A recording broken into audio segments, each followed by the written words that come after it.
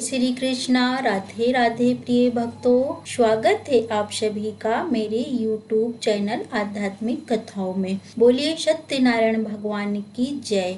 सत्यनारायण भगवान की कथा। बोलिए श्री सत्यनारायण भगवान की जय। प्रिय भक्तगणों, आप सभी को शरद पूर्णिमा की हार्दिक शुभकामनाएं। पूर्णिमा के शुभ अवसर पर घरों में श्री सत्यनारायण भगवान की कथा का पाठ या श्रवण किया जाता है। ऐसी मान्यता है कि पूर्णिमा का दिन श्री सत्यनारायण भगवान की कथा सुनने के लिए सबसे शुभ दिनों में एक ही दिन होता है। आज के इस वीडियो में आप सभी भक्तगण सुनेंगे श्री सत्यनारायण भगवान की संपूर्ण कथा। तो आइए भगवान श्री लक्ष्मी नारायण जी के चरणों का ध्यान करते हुए आज आश्विन माह की पूर्णिमा के दिन बड़ी ही श्रद्धा और प्रेम चित्त मन से श्री सत्यनारायण भगवान की कथा को सुनते हैं। एक बात का विशेष ध्यान रखिएगा, इस कथा को पूरा अवश्य सुनिए, क्योंकि सत्यनारायण भगवान की कथा को आधा अधूरा सुनने से हमें शुभ फल की प्राप्ति नहीं होती। सनातन धर्म से जुड़ा शायद ही कोई ऐसा व्यक्ति होगा जिसने श्री सत्यनारायण भगवान की कथा का नाम न सुना हो। इस कथा को सुनने का फल हजारों सालों तक किए गए यज्ञ के बराबर माना जाता है। शास्त्रों के अनुसार ऐसा माना गया है कि इस कथा को सुनने वाला व्यक्ति अगर व्रत रखता है तो उसके जीवन के दुखों को भगवान श्री हरि विष्णु स्वयं ही हरण कर लेते हैं। स्कंद पुराण के अनुसार भगवान सत्यनारायण श्री हरि विष्णु का ही दूसरा रूप है। इस कथा की महिमा को भगवान श्री सत्यनारायण ने अपने मुख से देवर्षि नारद जी को बताया है। पूर्णिमा के दिन इस कथा को सुनने का विशेष महत्व है। कलयुग में इस व्रत कथा को सुनना बहुत ही पुण्य प्रदान करने वाला माना गया है। तो हमारे आपसे विनम्र विनती है कि इस कथा को पूरा अवश्य सुनिए। जो लोग पूर्णिमा के दिन सत्यनारायण भगवान की कथा नहीं सुन पाते, वे कम से कम भगवान सत्यनारायण का मन में ध्यान कर लें, इससे विशेष लाभ होता है। पुराणों में ऐसा भी बताया गया है कि जिस स्थान पर श्री सत्यनारायण भगवान की पूजा होती है, वहाँ गौरी, गणेश, नवग्रह और समस्त दिग्पालाओं का आ जाते हैं। इस कथा के प्रभाव से खुशहाल जीवन, दाम्पत्य सुख, मन चाहे वर, सनातन स्वास्थ्य जैसी समस्त मनोकामनाएं की पूर्ति होती है। अगर पैसों से जुड़ी कोई समस्या है तो यह कथा किसी संजीवनी से कम नहीं है। प्रिय श्रोताओं, जब भी मौका मिले भगवान सत्यनारायण की कथा अवश्य सुने और सुनाएं। आइए भगवान श्री लक्ष्मी नारायण जी के चरणों का ध्यान करते हुए इस कथा को सुनते हैं।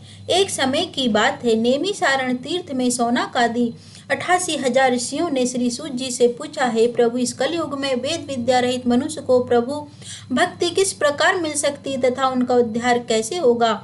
हे मुनि श्रेष्ठ, कोई ऐसा तप बताइए जिससे थोड़े समय में ही पूर्ण फल मिले और मनोवांछित फल भी मिल जाए। इस प्रकार की कथा सुनने की हम इच्छा रखते हैं।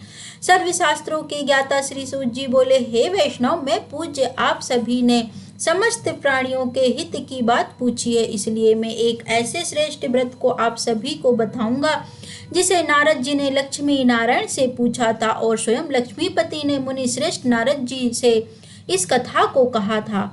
आप सब इसे ध्यान से सुनिए। एक समय की बात है, योगी राज नारद जी दूसरों के हित की इच्छा के लिए अनेकों लोकों में घूमते हुए मृत्युलोक में आ पहुँचे। यहाँ उन्होंने अनेक योनियों में जन्मे प्रायः सभी मनुष्य को अपने कर्मों द्वारा अनेकों दुखों से पीड़ित देखा। उनका दुख देख नारद जी सोचने लगे कि कैसा यत्न किया जाए कि जिससे करने से निश्चिंत रूप से मानव के दुखों का अंत हो जाए। इसी प्रकार मनन करते हुए वहाँ लोक में गए। वहाँ देवों के ईश नारायण की स्तुति करने लगे, जिनके हाथों में शंख, चक्र और पद्म थे और गले में बरमाला पहने हुए थे। स्तुति करते हुए नारद जी बोले, भगवान आप अत्यंत शक्ति से संपन्न हैं, मन तथा वाणी भी आपको नहीं पा सकती। आपका आदि मध्य तथा अंत नहीं है। निर्गुण स्वरूप सृष्टि के कारण भक्तों के दुख को दूर करने वाले आपको मेरा नमस्कार है। नारद जी की स्तुति सुनकर विष्णु भगवान बोले, हे मुनि श्रेष्ठ, आपके मन में क्या बात है? आप किस काम के लिए पधारे हैं, उसे निसंकोच कहिए। इस पर नारद मुनि बोले कि मृत्यु लोक में अनेकों योनि में जन्मे मनुष्य अपने कर्मों के द्वारा अनेकों दुखों से दुखी हो रहे हैं। हे नाथ, आप मुझ पर दया रखते हैं तो बताइए कि वह मनुष्य थोड़े ही प्रयास से अपने दुखों से कैसे छुटकारा पा सकते हैं। तब भगवान श्री हरि बोले, हे नारद, मनुष्यों की भलाई के लिए तुमने बहुत ही अच्छी बात पूछी है, जिसके करने से मनुष्य मोह से छूट जाता है। वह बात मैं तुमसे कहता हूँ, उसे ध्यान पूर्वक सुनो। स्वर्ग लोक व मृत्यु लोक दोनों में एक दुर्लभ उत्तम व्रत है जो पुण्य देने वाला है। आज प्रेम बस होकर मैं उसे तुमसे कहता हूँ। श्री सत्यनारायण भगवान का यह व्रत अच्छी तरह विधान पूर्वक करके मनुष्य तुरंत ही यहाँ सुख भोग कर मरने पर मोक्ष पाता है। श्री हरि के वचन सुनकर नारद जी बोले, हे प्रभु, उस व्रत का फल क्या है और उसका विधान क्या है? यह व्रत किसने किया था? इस व्रत को किस दिन करना चाहिए? सभी कुछ विस्तार से बताइए। नारद जी की बात सुनकर श्री हरि बोले, दुख और सुख को दूर करने वाला, यह सभी स्थानों पर विजय दिलाने वाला है। मानव को भक्ति और श्रद्धा के साथ शाम को श्री सत्यनारायण भगवान की पूजा धर्म प्राय होकर ब्राह्मणों व बंधुओं के साथ करनी चाहिए। भक्ति भाव से ही नैवेद्य, केले का फल, घी, दूध और गेहूं का आटा सवाया ले लें। गेहूं के स्थान पर छठी का आटा, शक्कर तथा गुड़ लेकर और सभी भक्षण योग्य पदार्थों को मिलाकर भगवान का भोग लगाएं। ब्राह्मणों सहित बंधु बांधव को भी भोजन कराएं। उसके बाद स्वयं भोजन करें। भजन कीर्तन के साथ भगवान की भक्ति में लीन हो जाएं। इस तरह सत्यनारायण भगवान का यह व्रत करने पर मनुष्य की सारी इच्छाएं निश्चित रूप से ही पूरी होती हैं। कलिकाल अर्थात कलयुग में मृत्यु लोक में मोक्ष का यही एक सरल उपाय बताया गया है। इस प्रकार से श्री सत्यनारायण व्रत कथा का प्रथम अध्याय संपूर्ण हुआ। आप लोग बड़ी श्रद्धा और प्रेम से बोलिए, श्री सत्यनारायण भगवान की जय। श्रोताओं, अब दूसरा अध्याय सुनिए। सूत जी बोले, हे ऋषियों, जिसने सबसे पहले इस व्रत को किया था उसका इतिहास कहता हूँ, इसे सुनो। सुंदर काशीपुर नगरी में एक अत्यंत निर्धन ब्राह्मण रहता था। भूख प्यास से परेशान वह धरती पर घूमता रहता था। ब्राह्मणों से प्रेम करने वाले भगवान ने एक दिन ब्राह्मण का वेश धारण कर उसके पास जाकर पूछा, हे विप्र, नित्य दुखी होकर तुम पृथ्वी पर क्यों घूमते हो? दीन ब्राह्मण बोला, मैं निर्धन ब्राह्मण हूँ, भिक्षा के लिए धरती पर घूमता रहता हूँ। भगवान, यदि आप इसका कोई उपाय जानते हैं तो मुझे बताइए। व्रत ब्राह्मण बोले कि सत्यनारायण भगवान मनोवांछित फल देने वाले हैं, इसलिए तुम उनका पूजन करो। इसे करने से मनुष्य सभी दुखों से मुक्त हो जाता है। व्रत ब्राह्मण बनकर आए श्री सत्यनारायण भगवान उस निर्धन ब्राह्मण को व्रत का सारा विधान बताकर अंतर ध्यान हो गए। ब्राह्मण मन ही मन सोचने लगा कि जिस व्रत को व्रत ब्राह्मण करने को कहे गए हैं उसे अवश्य करूंगा। यह निश्चय करने के बाद उसे रात में नींद नहीं आई। वह सवेरे उठकर श्री सत्यनारायण भगवान के व्रत का निश्चय कर भिक्षा के लिए चला गया। उस दिन निर्धन ब्राह्मण को भिक्षा में बहुत धन मिला, जिससे उसने बंधु बांधव के साथ मिलकर श्री सत्यनारायण भगवान का व्रत संपन्न किया। भगवान सत्यनारायण का व्रत संपन्न करने के बाद वह निर्धन ब्राह्मण सभी दुखों से मुक्त हो गया और अनेक प्रकार की संपत्तियों से युक्त हो गया। उसी समय से यह ब्राह्मण हर माह इस व्रत को करने लगा। इस तरह से सत्यनारायण भगवान के व्रत को जो मनुष्य करेगा वह सभी प्रकार के पापों से छूटकर मोक्ष को प्राप्त होगा। जो मनुष्य इस व्रत को करेगा वह भी दुखों से मुक्त हो जाएगा। सूत जी बोले, इस तरह से नारद जी से नारायण जी कहा हुआ श्री सत्यनारायण व्रत को मैंने तुमसे कहा है। विप्रो में अब और क्या कहूँ? ऋषि बोले, हे मुनिवर, संसार में उस विप्र से सुनकर और किस किस ने इस व्रत को किया, हम सब इस बात को सुनना चाहते हैं। इसके लिए हमारे मन में श्रद्धा का भाव है। सूत जी बोले, मुनियों, जिस ने इस व्रत को किया वह अब सुनो। एक समय वही विप्र धन और ऐश्वर्य के अनुसार अपने बंधु बांधवों के साथ इस व्रत को करने को तैयार हुआ। उसी समय एक लकड़ी बेचने वाला बूढ़ा आदमी आया और लकड़ियां बाहर रखकर अंदर ब्राह्मणों के घर में गया।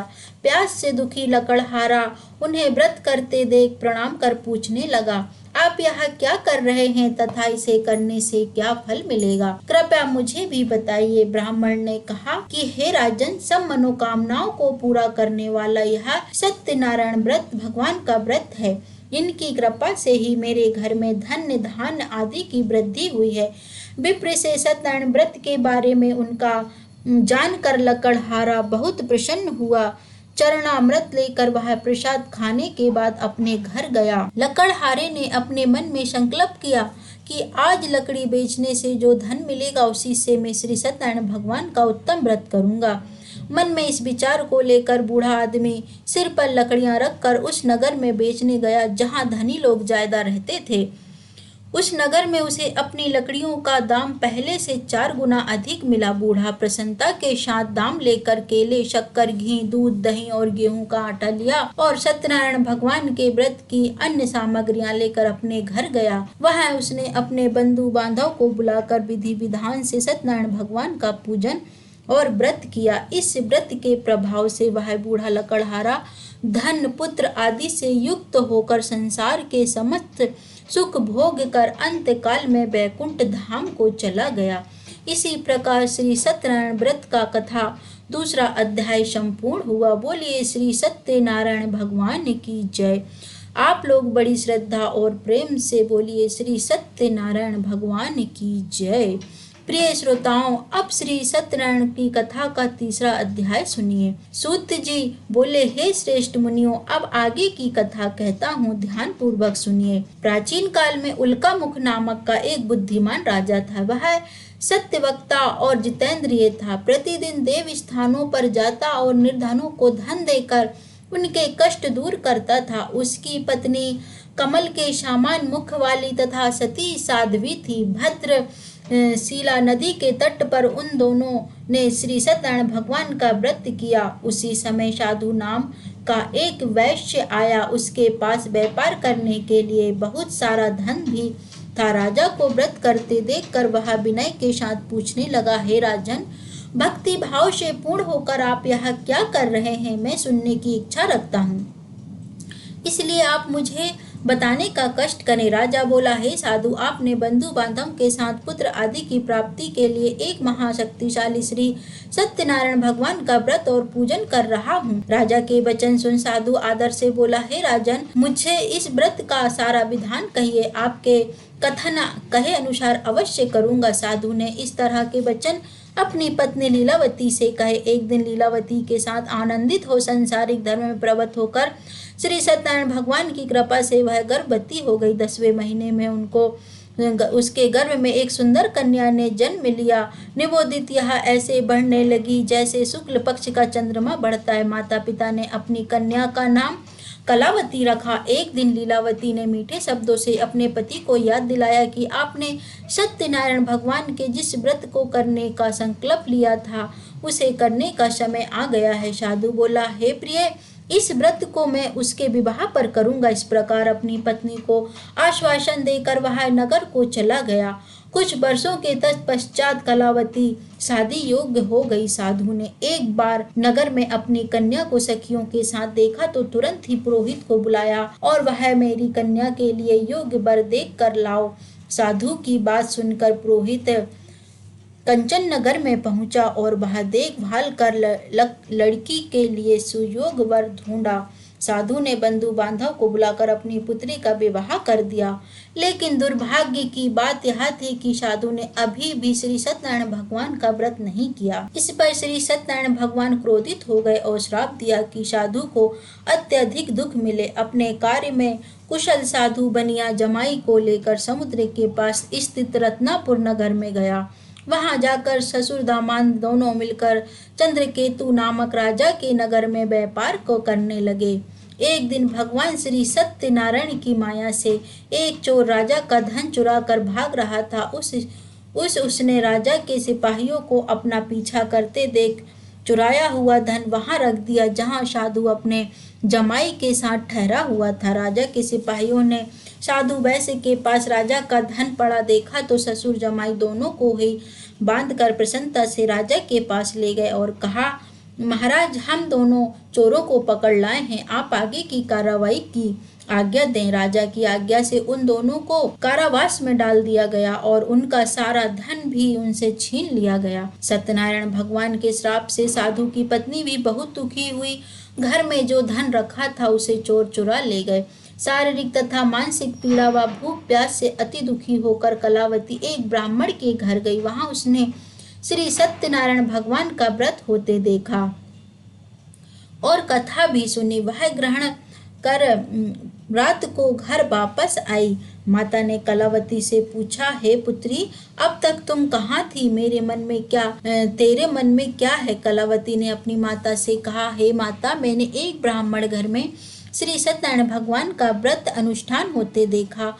कन्या के वचन सुनकर लीलावती भगवान के पूजन की तैयारी करने लगी। लीलावती ने परिवार व बंधुओं सहित सत्यनारायण भगवान का पूजन किया और उनसे वर मांगा कि हे प्रभु, पति तथा जमाई शीघ्र घर आ जाएं। साथ ही यह भी प्रार्थना की कि हम सबका अपराध भगवान क्षमा करें।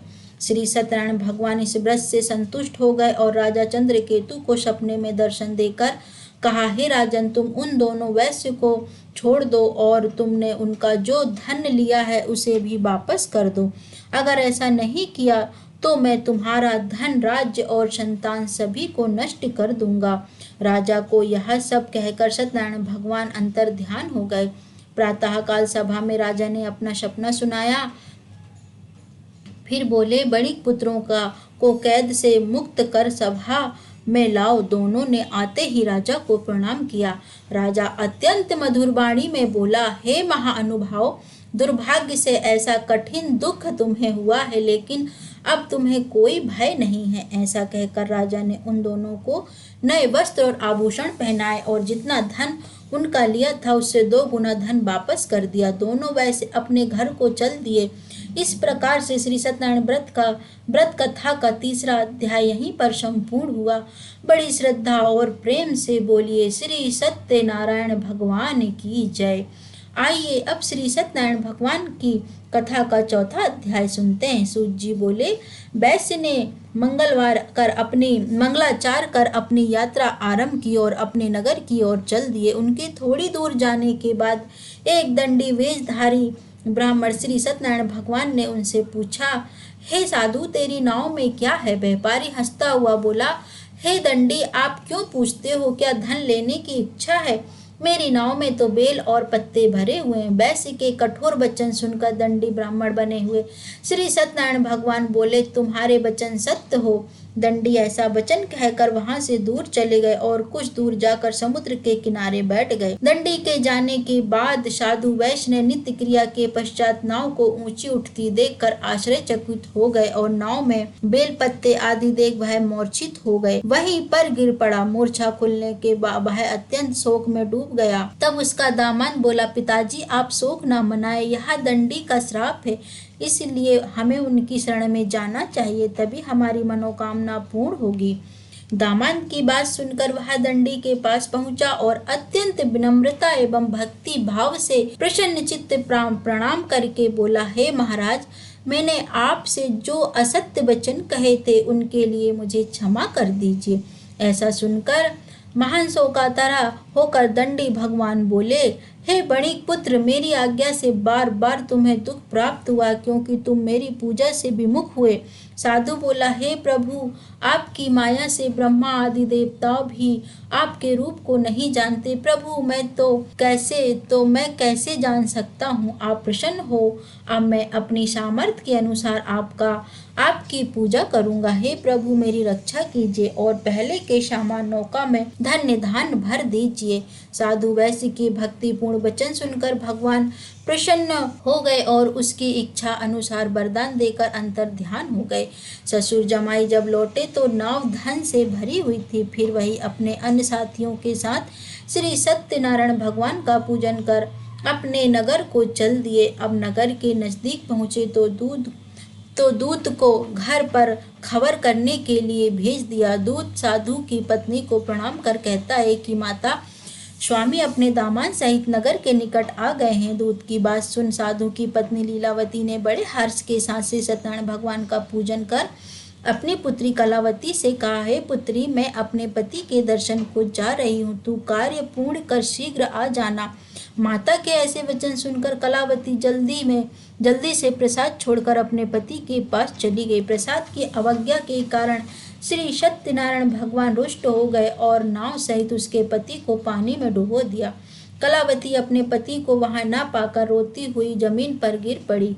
नाव को डूबा हुआ देख और कन्या को रोता हुआ देख साधु दुखी होकर बोला, हे प्रभु, मुझसे तथा मेरे परिवार से जो भी भूल हुई है उसे क्षमा करें। साधु के दीन वचन सुनकर श्री सत्यनारायण भगवान प्रसन्न हो गए और आकाशवाणी हुई, हे साधु, तेरी कन्या मेरे प्रसाद को छोड़कर आई है, इसलिए उसका पति अदृश्य हो गया है।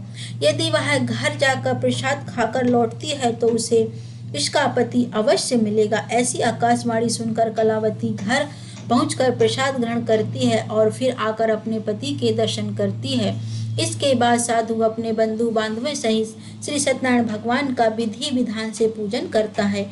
इस लोक का सुख भोगने के बाद अंत में स्वर्ग जाता है। इस प्रकार श्री सत्यनारायण भगवान का व्रत कथा का चतुर्थ अध्याय संपूर्ण हुआ। बड़े ही श्रद्धा और प्रेम से बोलिए, श्रीमन नारायण नारायण नारायण, भजमन नारायण नारायण नारायण। बोलिए सत्यनारायण भगवान की जय। आइए अब श्री सत्यनारायण भगवान की कथा का 5वां अध्याय सुनते हैं। सूत जी बोले, हे ऋषियों, मैं और भी एक कथा सुनाता हूँ, उसे भी ध्यान पूर्वक सुनो। प्रजा पालन में लीन त्वगनध्वज नाम का एक राजा था। उसने भी भगवान का प्रसाद त्याग कर बहुत दुख सहन किया। एक बार वन में जाकर वन पशुओं को मारकर वह वट के पेड़ के नीचे आया। वहां उसने ग्वालों को भक्ति भाव से अपने बंधुओं सहित सत्यनारायण भगवान का पूजन करते देखा। अभिमान बस राजा ने उन्हें देखकर भी पूजा स्थल पर नहीं गया और ना ही उसने भगवान को नमस्कार किया। ग्वालों ने राजा को प्रसाद दिया, लेकिन उसने वह प्रसाद नहीं खाया और प्रसाद को वहीं छोड़कर अपने नगर को चला गया।